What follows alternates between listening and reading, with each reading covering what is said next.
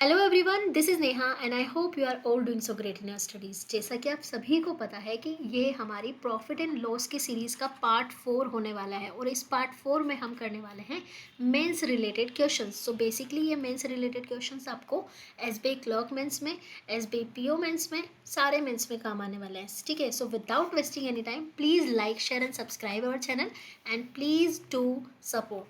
Okay, now without wasting any time, let's start the first question. This is the first question. Okay, so 5 items PQRST are purchased at 500 rupees each if all the items are sold at x plus 10, x plus 40, 2x plus 30, x respectively. ठीक है, find the profit percentage on item R. ठीक है, item R का profit percentage निकालना है। तो profit percentage के लिए हमको चाहिए सीपी और एसपी दोनों चाहिए। सीपी तो हमारे पास हर आइटम का दिया हुआ है, दैट इज़ 500 रुपीज़। तो अगर 5 आइटम का सीपी 500 ईच है तो टोटल सीपी कितना हो जाएगा? टोटल सीपी हो जाएगा 2500। ठीक है, तो यहाँ से अगर हमें एसपी मिल जाता है टोटल, ठीक है, तो टोटल एसपी हम यहाँ पे एसपी तो दिया हुआ है सोल्ड आइटम, ठीक है, तो यहाँ से टोटल सम निकाल लेते हैं। तो ये हो जाएगा 6x प्लस 80, ये टोटल एसपी दिया हुआ है। अब find the profit percentage on R item. ठीक है, आर आइटम की जो सीपी है वो तो 500 है और एसपी है वो है x प्लस 40। ठीक है, ये यहाँ से हम रिस्पेक्टिवली बोला गया है ना, तो आर थर्ड है तो थर्ड हमारा टोटल एसपी हो जाएगा फॉर द आर। ठीक है, अब यहाँ से हम क्या करते हैं, आगे लिखा हुआ है कि if all the items are sold at 40% profit. 40% profit में ऑल आइटम सोल्ड किए गए हैं, यानी कि 5 यूनिट की जो वैल्यू है वो 7 यूनिट पे बेची गई है, क्योंकि 40% की फ्रैक्शन होती है 2/5। ठीक है, तो 5 यूनिट की चीज़ को 7 यूनिट पे बेचा गया है। अब 5 यूनिट की वैल्यू तो 2500 है, तो 1 यूनिट की वैल्यू कितनी आ गई? 500। और यहाँ से 7 यूनिट की वैल्यू कितनी आ जाएगी? 3500। ठीक है, और ये दोनों तो इक्वल है, यानी कि 6x plus 80 is equal to 3500।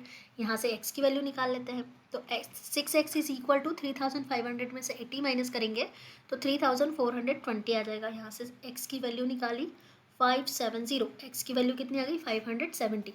यानी कि जो आइटम आर है उसकी सेलिंग प्राइस कितनी हो जाएगी? 570 प्लस 40, दैट विल बी 610। अगर 610 सेलिंग प्राइस है, 500 सीपी है, तो प्रॉफिट कितना हो गया? 110 का। 110 का प्रॉफिट सीपी पर यानी कि 500 पर, तो परसेंटेज कितना हो जाएगा? 5 2 10, 5 2 10, that will be 22%. This will be your correct answer. So option C is the correct answer for this question. Now let's move to the next question. The ratio of cost price of 2 item X and Y is 9:5. ठीक है, CP दे रखा है 2 item का 9x और 5x। ठीक है, if they both sold together for x 8400। ठीक है, दोनों का एसपी टोटल दे रखा है, टोटल मैं यहाँ लिख लेती हूँ, दैट इज 8400। टोटल का एसपी का टोटल दे रखा है एट 20% प्रॉफिट। ठीक है, 20% प्रॉफिट यानी कि 5 की चीज़ को 6 में बेचा गया है, यानी कि टोटल सीपी अगर 5 यूनिट है तो टोटल एसपी 6 यूनिट होगा, और टोटल एसपी तो दे रखा है, दैट इज 8400। तो यहाँ से 1 यूनिट की वैल्यू निकाल लेते हैं। 6 1 सा 6, 6 4 सा, तो ये हो गया 1400। 1400 1 यूनिट की वैल्यू है, तो 5 यूनिट की वैल्यू कितनी हो जाएगी? 1400 multiply by 5, that will B 7000।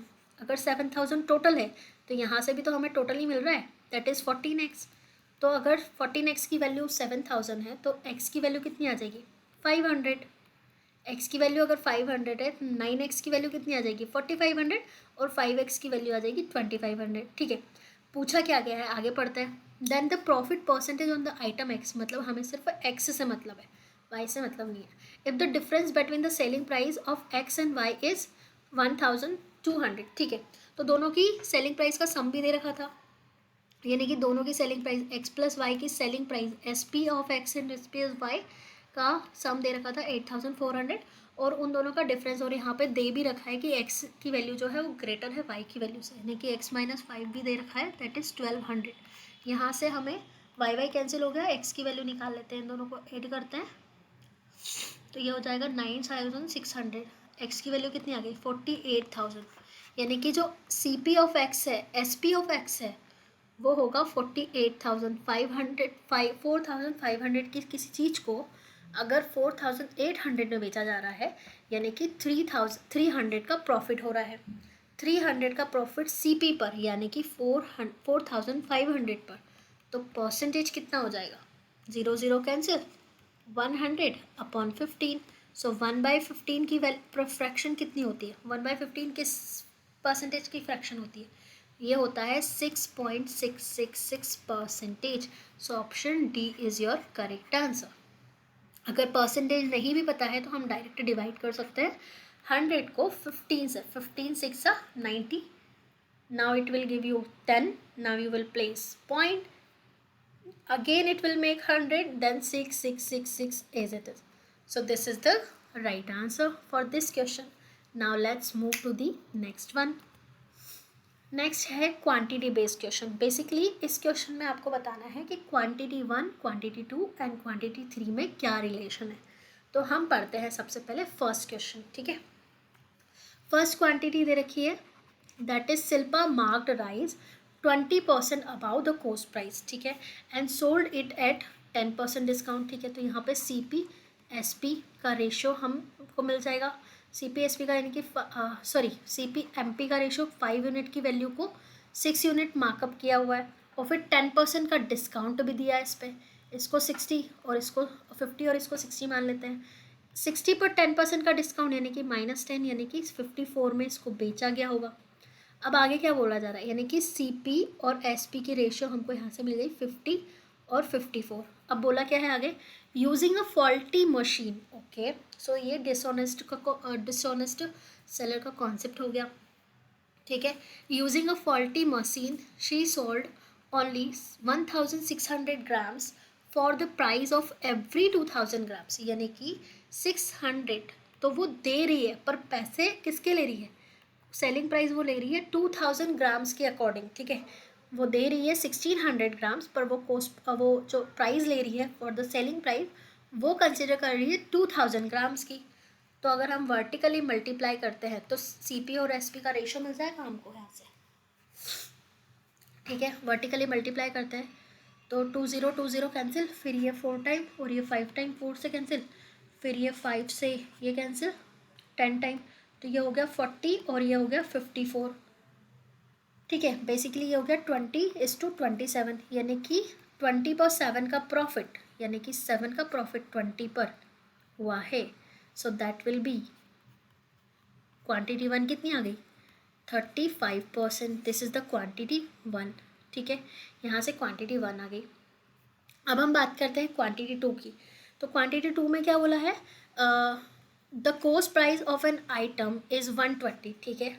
मैं यहाँ पे इसको इरेज कर देते हैं, है ना। क्वांटिटी 1 की वैल्यू आ गई हमारे पास 35, ठीक है।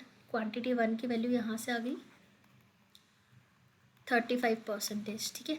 क्वांटिटी 2 सॉल्व करते हैं, ठीक है। क्वांटिटी 2 है, the cost price of an item is 120, ठीक है। CP है 120। If it is marked up 51.67%, 51.67%, इसको हम लिख सकते हैं 50 + 1.66%, है ना। हमको पता है 16.66% की फ्रैक्शन होती है 1/6 और 50% की फ्रैक्शन होती है 1/2, ठीक है। बट यहाँ पर हम 1.66 की फ्रैक्शन निकाल रहे हैं, तो ये हो जाएगा 1/60। इसको सॉल्व करेंगे तो हो जाएगा 30/60, ठीक है। ये हो जाएगी इसकी रेशियो, इसकी फ्रैक्शन 51.67% की 67% की फ्रैक्शन हो गई 31/60, यानी कि 60 की चीज़ को हमने कितने में बेचा है? 91 में, ठीक है। 31 ज़्यादा में यानी कि 91 में बेचा है। तो अगर 60 की वैल्यू 120 है तो 90 की यूनिट कितनी हो जाएगी? 91 × 2, दैट विल बी 182। ये हो गया SP। अब बोला क्या गया है, सॉरी मार्कअप किया है ना, यानी कि MP हो गया ये। अब बोला है कि सोल्ड एट 50% डिस्काउंट, 50% का डिस्काउंट पे सोल्व किया है, यानी कि इसको जस्ट आधे में बेचा गया होगा, यानी कि 91 में ही बेचा है। 91 में इसकी सेलिंग प्राइस है। अब वो पूछ रहे हैं कि what is the percentage loss on the product. अब लॉस परसेंटेज कितना हुआ है? 120 की किसी चीज़ को अगर 91 में हम बेच रहे हैं तो 120 - 91 दैट विल गिव यू 29, यानी कि 29 का लॉस 120 के ऊपर यानी कि 290 अपॉन 12। सो 12 टू ज़ा 24, फिर 5 आया, फिर 12 4 ज़ा 12 4 ज़ा 48, फिर 2 बचा, फिर 12 वन ज़ा। तो यहाँ से क्वांटिटी 2 की वैल्यू कितनी आ गई? 24.1। तो क्वांटिटी 2 की वैल्यू भी आ गई। अब हम आते हैं क्वांटिटी 3 पर। A shopkeeper got the cost price of 20 eggs by selling 50 item, 50 of them. Okay, तो यहाँ से shopkeeper got 6 cost price of 20 eggs, ठीक है। Okay, a shopkeeper got the cost price of 20 eggs, यानी कि क्वांटिटी 3 हम solve कर रहे हैं, यानी कि 20 eggs का जो CP है वो 15 eggs के जो SP है उसके बराबर है। तो यहाँ से हम CP और SP का रेशो निकाल लेते हैं, ठीक है। तो CP upon SP that will give you 3/4 ratio, यानी कि ये 3/4 रेशो में है, ठीक है। अब मुझे बताइएगा कि आगे क्या बोला गया है। ही sold 32 eggs at the same price at which he boat 40 eggs, ठीक है। तो पहले उसने कोस्ट प्राइस में 20 eggs खरीदे थे और अब वो 40 eggs खरीद रहा है। तो अब फिर से सेम मतलब एक ही क्वेश्चन में दो सिनेरियो की बात हो रही है। एक सिनेरियो में 20 eggs की CP 15 eggs की SP के बराबर है, और दूसरे सिनेरियो में 32 eggs का SP 40 eggs के CP के बराबर है। तो यहाँ से भी हम इसको 8 से कैंसिल कर देते हैं। तो यहाँ से SP और CP की रेशो अगेन हमको मिल गई, दैट इज़ 5:4, ठीक है। अब वो बोल रहे हैं आगे, if the coast price of each x is same, अगर कोस्ट प्राइस सेम है, यहाँ कोस्ट प्राइस 3 यूनिट है, यहाँ कोस्ट प्राइस 4 यूनिट है, तो अगर हम इन दोनों को सेम बना लेते हैं, देखो मैं फिर से एक पेज लेकर बनाती हूँ इस क्वेश्चन को। देखो फर्स्ट सिनेरियो में जो CP और SP का जो रेशो था वो 3:4 था, ठीक है। और दूसरे सिनेरियो में जो CP और SP का जो रेशो था SP upon CP, so that will be, I forget that, 5:4. Okay, 3:4 and 5:4. 2 minute, just give me a second, ठीक है। सो यहाँ पर 3:4 और यहाँ पर 5:4, ठीक है। यहाँ पे CP और SP की रेशो है और यहाँ पर SP और CP की रेशो है। अब उन्होंने ये बोला है कि CP दोनों के बराबर है, यानी कि ये भी सेम है और ये भी सेम है, तो दोनों को एक नंबर बना लेते हैं, तो इसको 12 बना लेते हैं, ठीक है। तो दोनों में 12 से मल्टीप्लाई, 4 से मल्टीप्लाई करेंगे और इसमें 3 से मल्टीप्लाई करेंगे, तो CP और SP की फाइनल रेशो आ जाएगी 12/16, ठीक है। और यहाँ पे आ जाएगी SP और CP आ जाएगा 15 और 12, ठीक है। सो उन्होंने ओवरऑल प्रॉफिट पूछा है, ओवरऑल नेट प्रॉफिट पूछा है, ठीक है। तो अगर CP 12 है यहाँ पर, CP यहाँ पर भी 12 है, तो टोटल CP कितना हो गया? CP will be 24। यहाँ पर SP 16 है, यहाँ पर SP 15 है, तो जो टोटल SP है वो कितना हो गया? 31। Total SP 31। अब अगर टोटल CP 24 है, टोटल SP 31 है, ठीक है।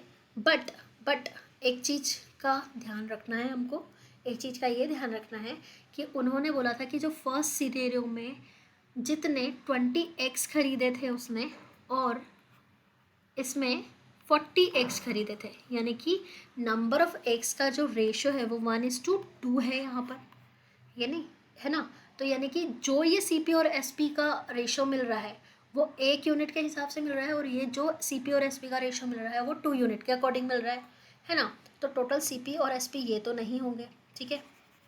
अब हम देखते हैं टोटल CP और SP क्या होंगे, ठीक है। देखो CP, तो यहाँ पे हम क्या करेंगे, CP और SP ही लिखती हूँ मैं इसको, ठीक है, दोनों को। तो 12 मल्टीप्लाई बाय 1, 16 मल्टीप्लाई बाय 1, और यहाँ पे मैं इसको CP SP लिखती हूँ ताकि कोई कन्फ्यूजन ना हो। 12/15, और यहाँ पर 2 यूनिट बेच रहे हैं इसलिए हमने 2 से मल्टीप्लाई कर दिया। तो CP और SP का जो टोटल अमाउंट है वो क्या? 24/30, और यहाँ पर CP SP टोटल कितना हो गया? 12/16। तो क्या करते हैं हम, टोटल नेट प्रॉफिट बताना है ना, तो टोटल CP कितना है? टोटल CP 36, और टोटल SP कितना है? Total SP 46। प्रॉफिट कितने यूनिट का हो रहा है? 10 यूनिट का प्रॉफिट। 10 यूनिट का प्रॉफिट अगर हमको 36 पे हो रहा है तो परसेंटेज कितना होगा, प्रॉफिट परसेंटेज कितना होगा, ये हो जाएगा 5/18। तो 5/18 की परसेंटेज कितनी होती है, अब इसको डिवाइड कर देते हैं, 500 को डिवाइड करो 18 से, ठीक है, 18 2 ज़ा 36, 36 माइनस करेंगे तो ये हो जाएगा 14, ठीक है, फिर 18 7 ज़ा समथिंग कुछ होगा, फिर पॉइंट समथिंग, ठीक है, तो ये 27 पॉइंट समथिंग कुछ वैल्यू आएगी, है ना, ठीक है।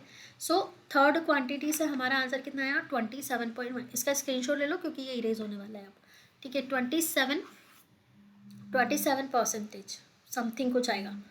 तो यहाँ से हमारी क्वांटिटी थ्री जो है उसकी वैल्यू कितनी आ गई, 27%, ठीक है। सो क्वांटिटी 1 था 35%, क्वांटिटी 2 था 24.1% और क्वांटिटी 3 आ गया 27। So quantity 1 is greater than quantity 3 greater than quantity 2। So ये इनमें दोनों में तीनों में रिलेशन हो गया। So this is how we can do this type of question. Explanation में थोड़ा ज़्यादा टाइम लगा, but don't worry, it will help you I guess. Okay, so this was the last question of the day. Thank you for watching everyone. Please do like, share and subscribe our channel. Bye bye everyone. Happy learning.